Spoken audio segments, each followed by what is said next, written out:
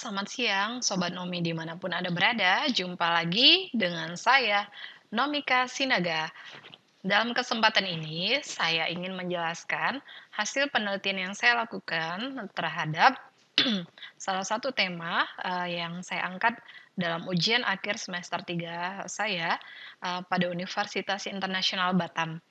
Baiklah, Bapak dan Ibu sekalian, saya akan coba menjelaskan hasil penelitian saya dengan tema strategi pemerintah dalam mewujudkan jaminan sosial di Indonesia. Adapun latar belakang permasalahan yang saya teliti dalam penelitian ini adalah bahwa berdasarkan data statistik tahun 2020, jumlah penduduk miskin di Indonesia mencapai angka 26,42 juta jiwa atau setara dengan 9,78%. Nah, di tingkatan dunia sendiri bahwa kemiskinan merupakan salah satu permasalahan sosial yang sampai dengan hari ini masih terus menjadi fokus pemerintah dan juga negara internasional untuk segera dituntaskan. Kemudian kita tahu bahwa dari urutan Indonesia termasuk negara keempat termiskin di dunia selain India dan negara lainnya, di mana wajar saja jika kemiskinan menjadi salah satu target atau fokus dalam pencapaian tujuan berkelanjutan atau Sustainable Development Goals atau yang selanjutnya kita biasa sebut dengan SDGs. Nah, penyebab dari kemiskinan ini sendiri yang kita tahu ada berbagai faktor. Salah satunya disebabkan karena tingginya tingkat pengangguran di Indonesia ataupun banyaknya tenaga kerja yang tidak terserap sehingga mempengaruhi kondisi perekonomian masyarakat, maka muncullah tingkat-tingkat kemiskinan di Indonesia. Nah, salah satu kendalanya juga karena seringnya terjadi pemutusan hubungan kerja atau PHK. Nah, faktanya lagi bahwa jumlah penduduk yang mendapatkan jaminan perlindungan sosial berupa jaminan kesehatan maupun jaminan sosial ketenagakerjaan di Indonesia saat ini masih jauh dari target yang diharapkan pada rencana pembangunan nasional atau RPJMN dan juga rencana pembangunan menengah. Nah, di mana target yang diharapkan hanya 95%, sementara yang terrealisasi baru 36,12%. Selanjutnya, kita tahu bahwa perlindungan sosial merupakan tanggung jawab pemerintah atau tanggung jawab negara yang telah diamanatkan dalam konstitusi atau landasan konstitusional Undang-Undang Dasar 1945, khususnya di dalam pasal 28 huruf H ayat 1 sampai dengan ayat 3 Undang-Undang Dasar. Kemudian di dalam pasal 34 ayat 1 dan juga pasal 34 ayat 2. Selanjutnya ada pula Undang-Undang Nomor 40 Tahun 2004 tentang Sistem Jaminan Sosial Ketenagakerjaan. Ada juga Undang-Undang Nomor 24 Tahun 2011 tentang BPJS atau Badan Penyelenggara Jaminan Sosial dan Peraturan Presiden Nomor 59 Tahun 2017 tentang pelaksanaan pencapaian tujuan pembangunan berkelanjutan. Next, dalam penelitian ini peneliti memfokuskan pada dua rumusan permasalahan. Yang pertama, bagaimana pencapaian sasaran tujuan global tujuan pembangunan berkelanjutan terkait jaminan sosial kesehatan dan ketenagaan di Indonesia. Permasalahan yang kedua, bagaimana kaitan antara Peraturan Presiden Nomor 59 Tahun 2017 dan Undang-Undang Nomor 11 Tahun 2020 tentang perlindungan sosial berkelanjutan di Indonesia. Nah, untuk menjawab permasalahan-permasalahan tadi, peneliti harusnya menggunakan metode penelitian hukum untuk melahirkan sebuah hasil yang ilmiah atau objektif. Nah, rancangan penelitian yang digunakan adalah penelitian yuridis normatif, di mana yang kita tahu bahwa penelitian yuridis normatif ini merupakan salah satu penelitian hukum yang dilakukan dengan cara meneliti bahan pustaka atau data sekunder. Nah, penelitian hukum normatif juga tidak selalu berkonotasi sebagai penelitian norma yuridis.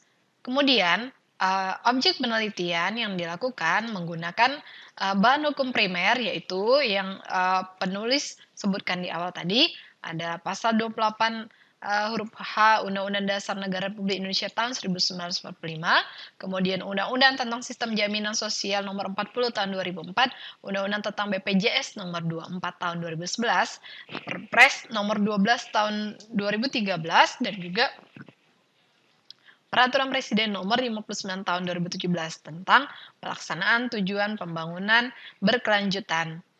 Nah, untuk bahan hukum sekunder, peneliti menggunakan jurnal penelitian atau hasil-hasil penelitian yang telah dilakukan oleh peneliti terdahulu yang terkait dengan tema dalam penelitian ini. Nah, selanjutnya, untuk melengkapi penelitian ini didukung juga dengan bahan hukum tersier berupa sumber dari internet dan juga Kamus Besar Bahasa Indonesia. Kemudian, dalam melakukan pengumpulan data, peneliti menggunakan suatu teknik, yaitu teknik studi kepustakaan dan juga studi dokumen, di mana untuk mengolah hasilnya, setiap bahan yang diperoleh dengan juga data-data dianalisis menggunakan metode analisis yuridis kualitatif. Next. Baiklah, kemudian apa sebenarnya yang menjadi hasil penelitian dan pembahasan yang telah peneliti peroleh dalam penelitian ini? Yang pertama, terhadap rumusan permasalahan yang ke-1.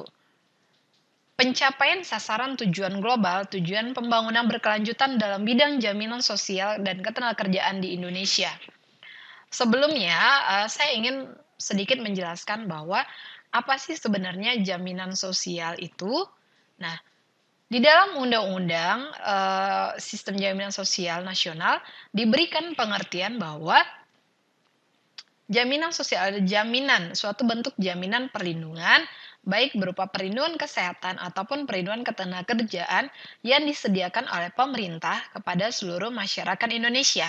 Nah, jaminan perlindungan ini khususnya difokuskan kepada masyarakat yang kurang mampu, tetapi juga tidak menutup kemungkinan kepada kita, saya, atau bahkan Bapak Ibu sekalian yang ada dimanapun.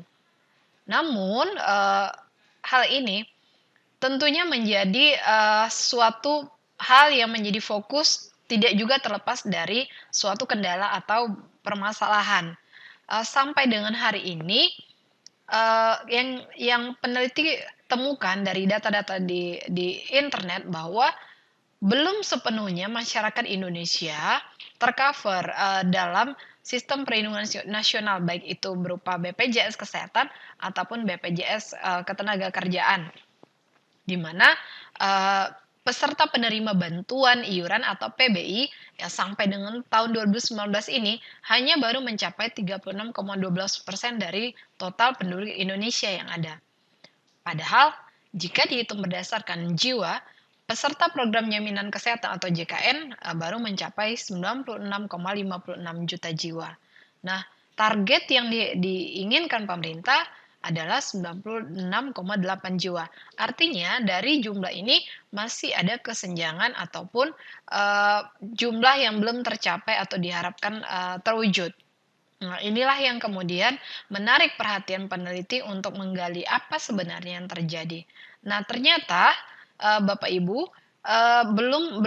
belum terpenuhinya penyelenggaraan sistem jaminan sosial ini sendiri juga disebabkan oleh kondisi ekonomi, dari negara kita sendiri, di mana setiap, BPJS Kesehatan ataupun BPJS Ketenagakerjaan itu harus dibayar iuran wajib atau iuran rutin setiap bulannya dengan besaran tertentu tergantung pada tingkat jaminan-jaminan sosial yang ada.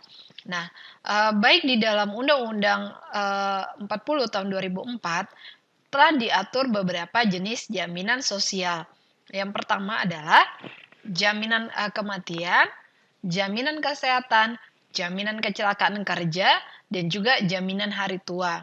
Nah, di sini bentuk selain memberikan jaminan perlindungan tersebut, pemerintah juga berpikir bahwa akhir-akhir ini banyak sekali, orang-orang yang, tiba-tiba di-PHK atau diberhentikan, dalam menjalani pekerjaannya. Khususnya kita tahu pada masa pandemi Covid ini sangat banyak orang yang mengalami PHK, secara drastis dan juga tiba-tiba. Ini mengakibatkan, kondisi ekonomi masyarakat menjadi tidak stabil dan tidak dapat memenuhi kebutuhan pokoknya, sehingga akan berdampak kepada kemiskinan. Nah, ini yang dihindari pemerintah. Lalu bagaimana pemerintah mensiasati hal ini?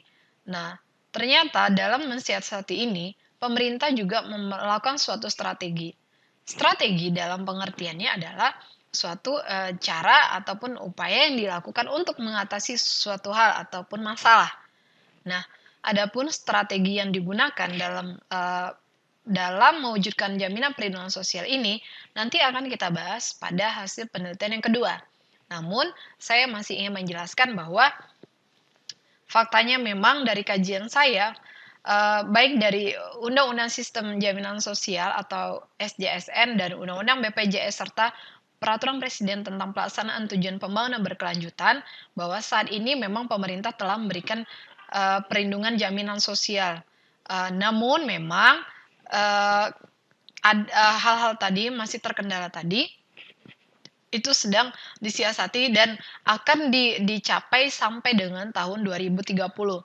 Artinya, memang pemerintah membutuhkan waktu, selama beberapa tahun ini untuk juga mendukung perekonomian agar dapat, meng-cover seluruh lapisan masyarakat dengan, sistem perlindungan sosial. Selanjutnya, strategi yang digunakan pemerintah juga untuk memberikan perlindungan ini adalah salah satunya, dilakukan dengan melakukan perubahan terhadap Undang-Undang Nomor 40 Tahun 2004 tentang, Sistem Jaminan Sosial Nasional dan Undang-Undang Nomor 24 Tahun 2011, yang diubah melalui Undang-Undang Nomor 11 Tahun 2020 tentang Cipta Kerja, di mana ada beberapa pasal, yang, diubah dengan menambahkan salah satu jenis program jaminan sosial, sehingga yang tadinya ada 5 kini menjadi 6. Apa itu yang keenam? Yaitu memberikan jaminan kehilangan pekerjaan. Jaminan kehilangan pekerjaan ini, Bapak dan Ibu, merupakan hal yang sangat baru dalam sistem peraturan perundang-undangan kita, di mana untuk mempermudah, proses mekanismenya, pemerintah tidak lagi melakukan perubahan satu persatu terhadap masing-masing undang-undang tersebut, tetapi dilakukan secara, langsung, terhadap beberapa aturan dengan mekanisme omnibus law. Nah, kita bisa melihat nanti Bapak Ibu, di dalam pasal 18, Undang-Undang SJSN tadi telah diubah, bahwa ada, jenis program sosial kehilangan pekerjaan yang saya sebutkan tadi. Kemudian, eee, dari hasil penelitian ini juga, apa sebenarnya yang kita ingin ketahui bahwa apa sih sebenarnya, yang dimaksud dengan jaminan, kehilangan pekerjaan tadi. Di dalam pasal 46 huruf A, Undang-Undang tentang BPJS disebutkan bahwa pekerja atau buruh yang mengalami pemutusan hubungan kerja berhak mendapat jaminan kehilangan pekerjaan. Jaminan kehilangan pekerjaan diselenggarakan oleh BPJS, Ketenagakerjaan, dan pemerintah pusat, di mana ketentuan lebih lanjut mengenai tata cara penyelenggaraan jaminan kehilangan pekerjaan tersebut akan diatur dengan peraturan pemerintah. Nah, artinya jika dilihat di sini dalam rumusan pasal 46 huruf A tadi, bahwa penyelenggaraan jaminan kehilangan pekerjaan ini adalah murni tanggung jawab dari pemerintah pusat. Eh, Sementara ini pemerintah daerah belum diberikan kewenangan sama sekali. Selanjutnya di dalam pasal 46 huruf B dapat kita lihat bahwa jaminan kehilangan pekerjaan dilaksanakan atau diselenggarakan secara nasional berdasarkan prinsip asuransi sosial. Nah, hal ini dilakukan untuk mempertahankan derajat kehidupan yang layak pada saat pekerja atau buruh kehilangan pekerjaan.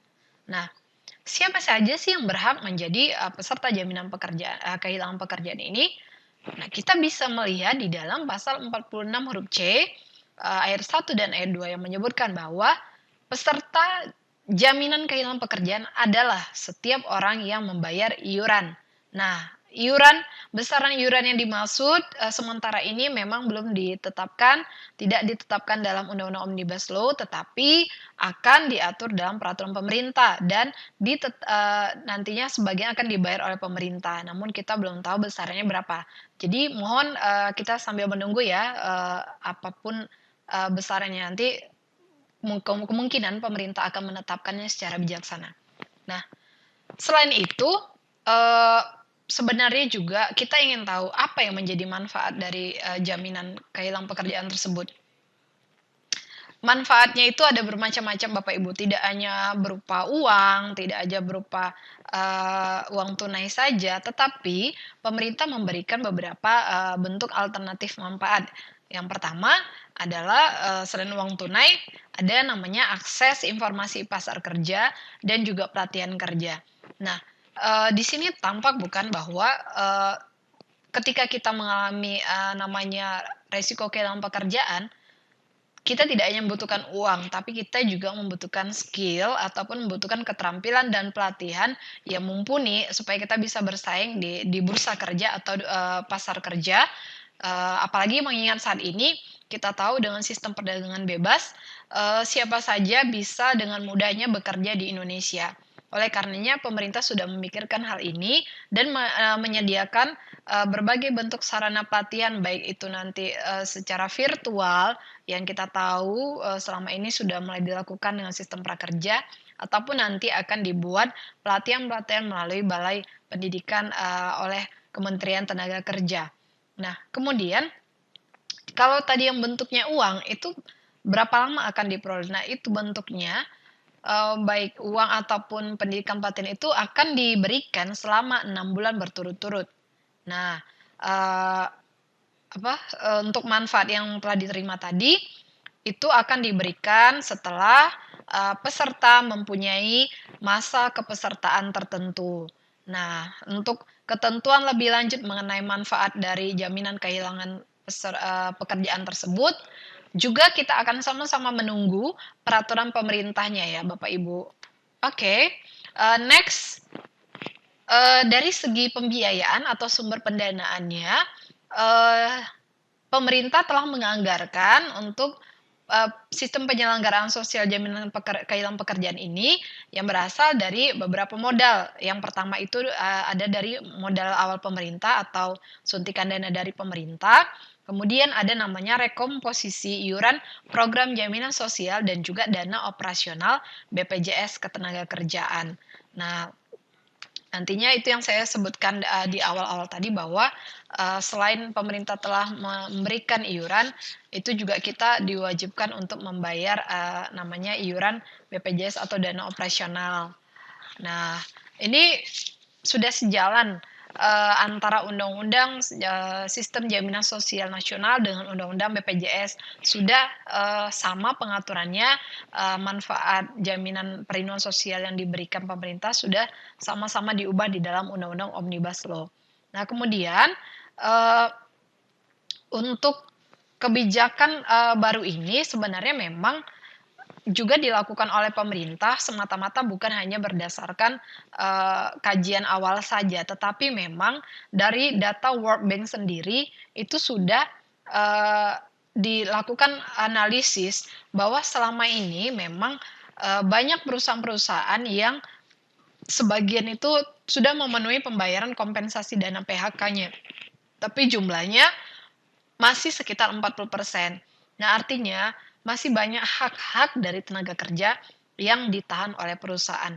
Makanya pemerintah memasukkan salah satu strategi ini untuk mewujudkan tanggung jawabnya dalam menyelenggarakan kehidupan yang, yang sejahtera bagi masyarakat dan juga bebas dari, permasalahan-permasalahan sosial lainnya. Nah, dalam kaitannya juga dengan, SDGs atau Sustainable Development Goals, bahwa ini merupakan salah satu, tujuan yang akan dicapai, SDGs, yaitu ada tujuan keempat. Ini merupakan tujuan keempat di dalam lampiran Peraturan Presiden Nomor 59 Tahun 2017 juga dapat kita lihat bahwa hal ini dapat merupakan tujuan keempat yang berbunyi bahwa negara akan mengakhiri setiap bentuk kemiskinan dimanapun.